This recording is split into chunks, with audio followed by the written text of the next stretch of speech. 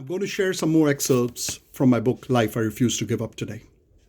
This is possible when we understand that we have only two options in life: either to be selfish and make yourself happy, or be mean to yourself to keep others happy.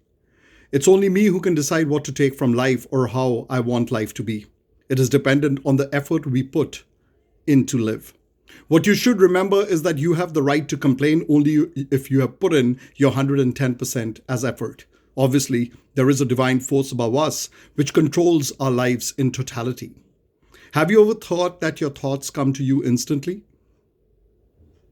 It is to the extent you identify with them and they make you their slave. I have become a slave to my thoughts many a times, haven't you?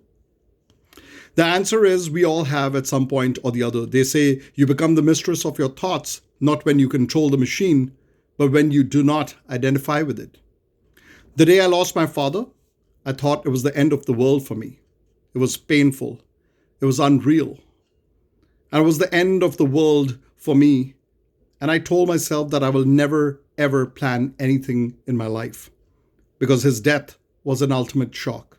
It ruined my plans to have my dad live with me. It ruined my plan to see him grow old and see my children someday.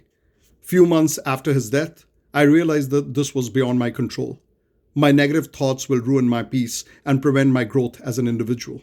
My father would have been proud of this growth. He always spoke about this to me. I've always been interested in knowing people and looking at their lives. Topics like people, their behavior patterns, their religious beliefs, and a whole lot of similar stuff kept reminding me to write a bit more. Generally, we're all not as bad as we think because we all like a lot of things that are similar in all respects and aspects of life. Human needs water, sleep, food, and above all, we're all fond of money. We all breathe, cry, and are angry, but we do forget as humans is learning the art of finding peace. I've always liked the idea of peace. I believe that peace within oneself will bring forth peace in the world.